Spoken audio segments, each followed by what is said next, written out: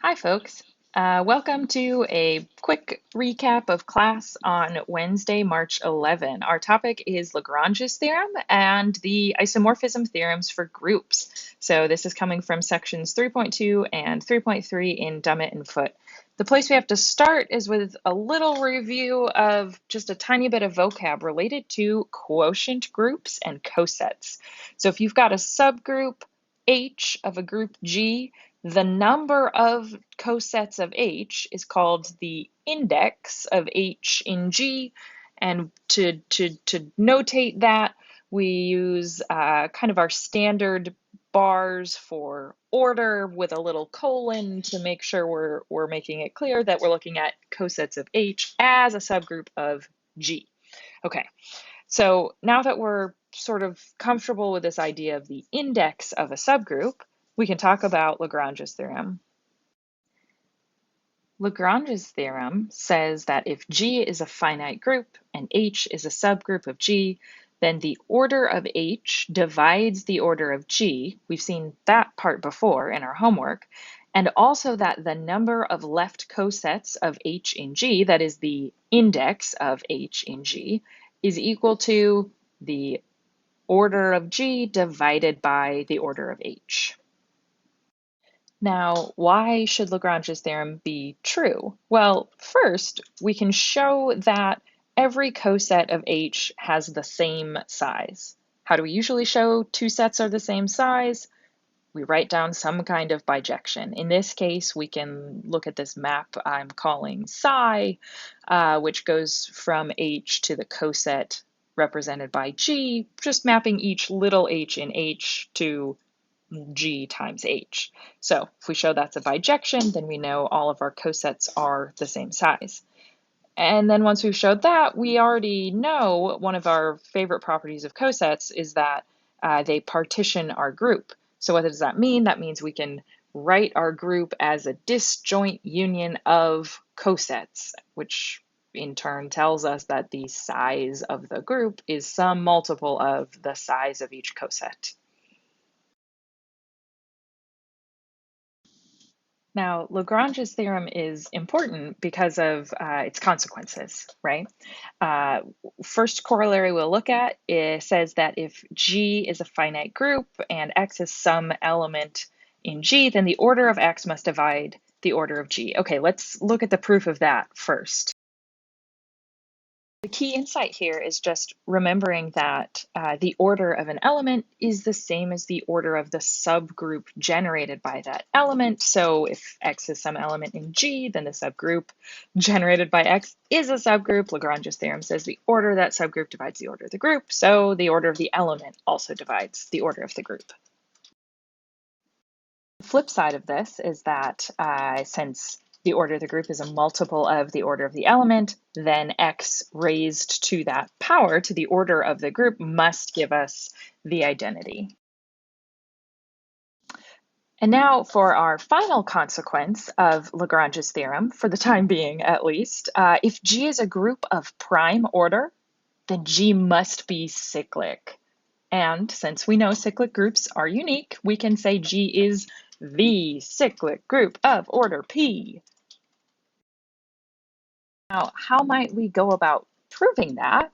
Well, since we now know that the order of an element divides the order of the group, in this case, our elements are all either order 1 or order P, because that's what it means to be prime. So assuming we have some element of order P, which we must if our group is non-trivial, that element generates the whole group. It's order P. And with that, we're ready for the next page.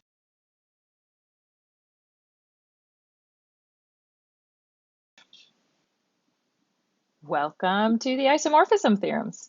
The first isomorphism theorem starts with a homomorphism. If phi is a homomorphism of groups mapping between G and H, then the kernel of that map, phi, is a normal subgroup of G. And, okay, what does it mean if we have a normal subgroup? It means we can form a quotient group. The quotient group, G mod the kernel of phi, is isomorphic to the image of G under phi. So if we endeavor to prove this theorem, let's let K denote the kernel of phi. And remember that we've shown previously that the kernel is a normal subgroup. Check your notes on that if you want a refresher on the proof. Now, to show that G mod the kernel is isomorphic to the image of G under phi, we're going to need an isomorphism. That's how we show things are isomorphic usually. So we're going to define this map phi, capital phi, from G mod K to the image of G under phi. And we're going to define that map by, okay, it takes a coset, GK, represented by some element G, and it maps that coset to the output of the coset representative under the map phi.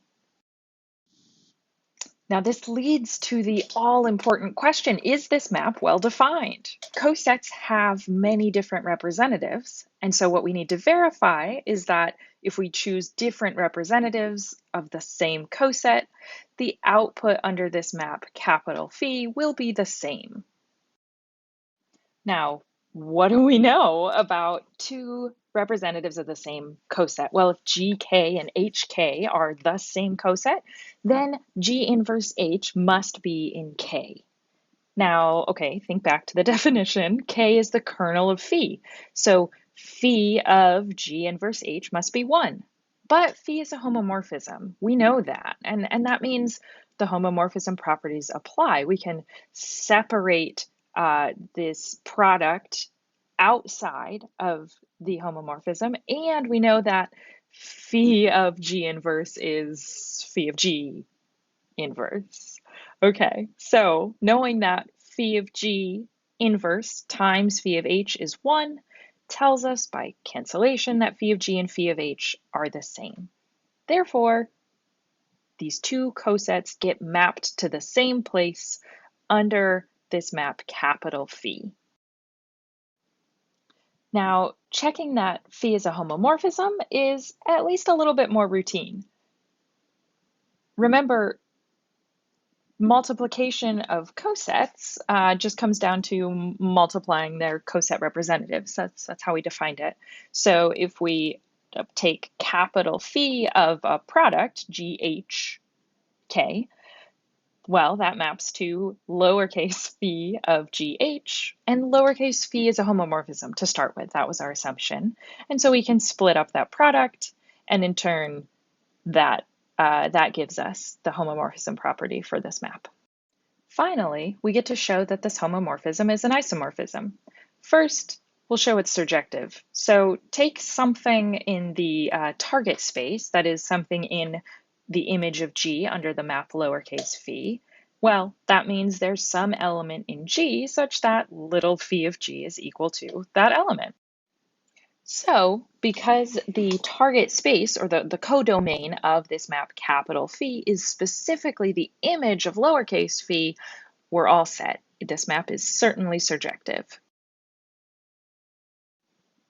Now, to show the map is injective, well, this is going to look a little bit like our reasoning on showing it was well defined. We suppose that there are two coincident outputs, that is, that capital Phi of GK is the same as capital Phi of HK. Well, by the definition of our map capital Phi, that means lowercase phi of G is equal to lowercase phi of H. Then sort of rearranging, multiplying by phi of G inverse, we see that phi of G inverse H must be the identity. That is, G inverse H is in the kernel. Now, that is our definition, or our primary criterion for coset equivalence. If G inverse H is an element in K, that means the coset represented by G and the coset represented by H are the same. So starting with the same outputs led us to conclude we must have started with equivalent inputs, and we can say the map is injective. Now we get to draw some conclusions from Lagrange's theorem. Now that we've proved the first isomorphism theorem, we can see that, okay, the size of this quotient group is the same as the size of the image of G because those are isomorphic groups. So we can fill in this blank right here with the order of the image of G under phi. Wow! Okay, we'll state this more formally as the corollary below, that starting with our same homomorphism of groups, lowercase phi, we can conclude that phi is injective if and only if the kernel of phi is trivial, right? This comes from the divisibility properties. And what we just wrote down, that the index of the kernel in G is the same as the size or the order of the image of G under phi. And now it's time to turn the page.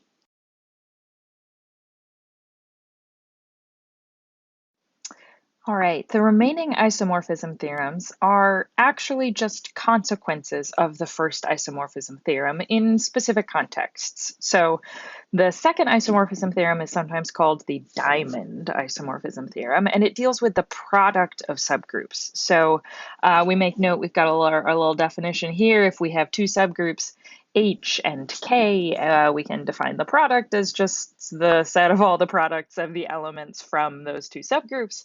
And the question that the second isomorphism theorem endeavors to answer is, when is the product of subgroups itself a subgroup, and what properties does that product have? And the answer is that all it takes is that one of our subgroups is normal with respect to the other. That is, if our subgroups are A and B, and we assume that A is contained in the normalizer of B, then we get all these nice consequences. Specifically, AB, the product, is a subgroup of G. B is a normal subgroup of the product AB. The intersection A intersect B is normal in A, and we have this isomorphism between the quotient groups, that AB mod B is isomorphic to A mod A intersect B. So where does the diamond come in?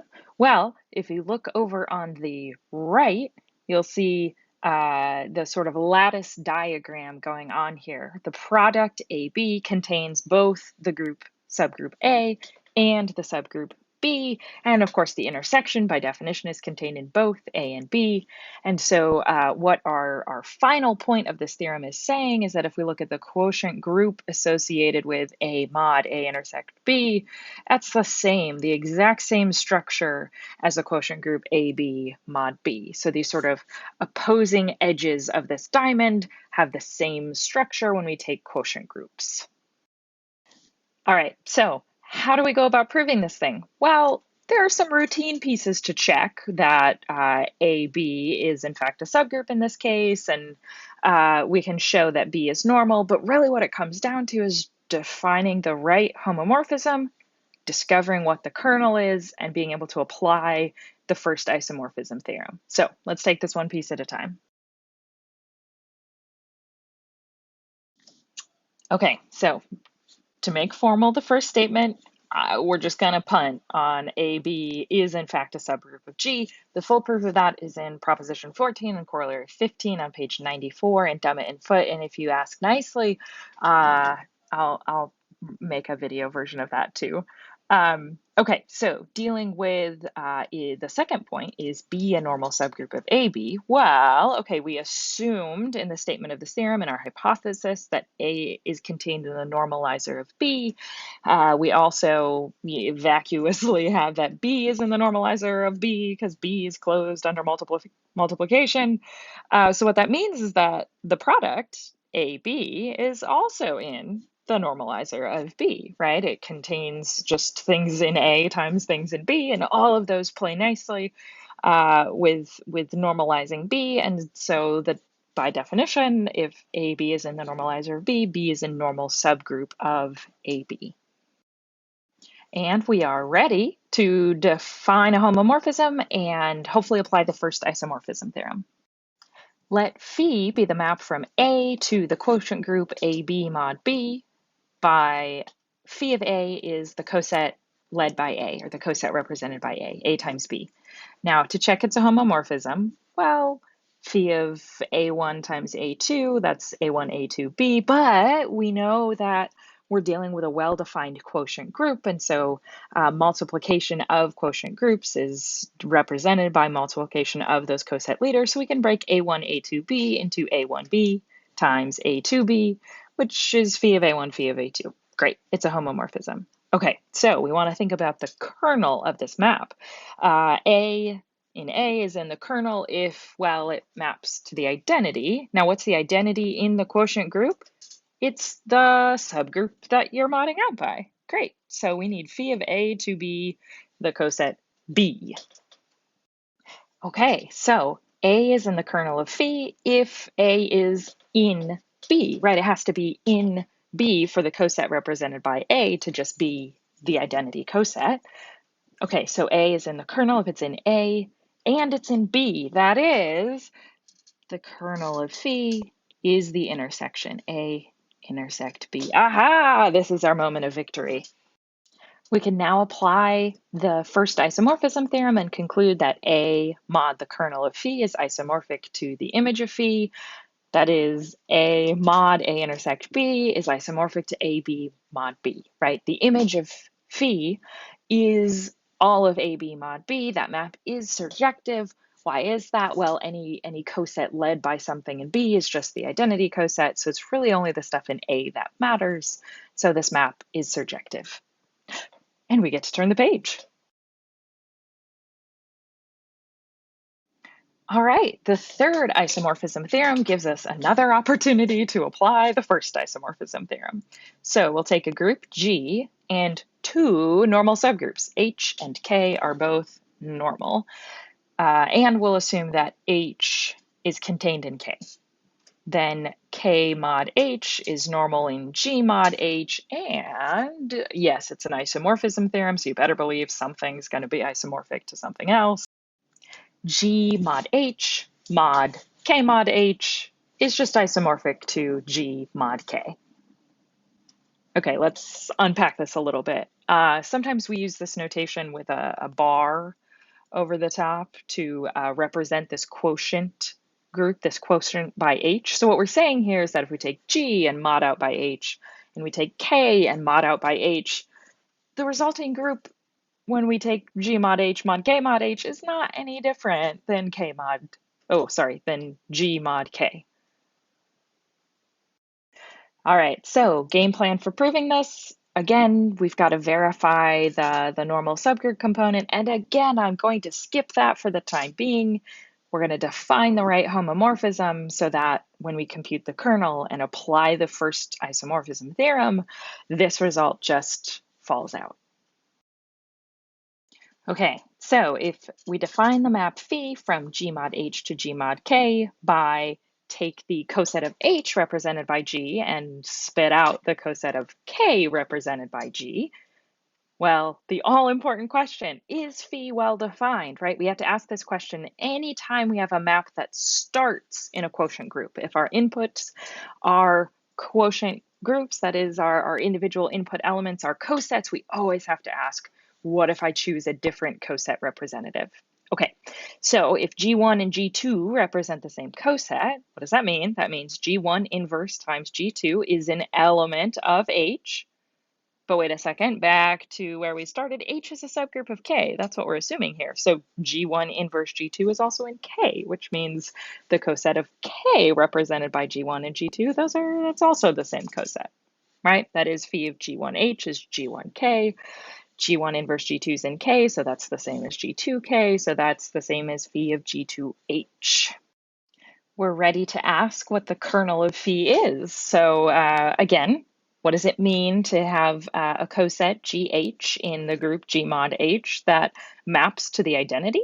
Well, the identity in G mod K is everything in the coset K, so our little g must be in K. That is, the kernel of phi is all the cosets of H represented by elements in K.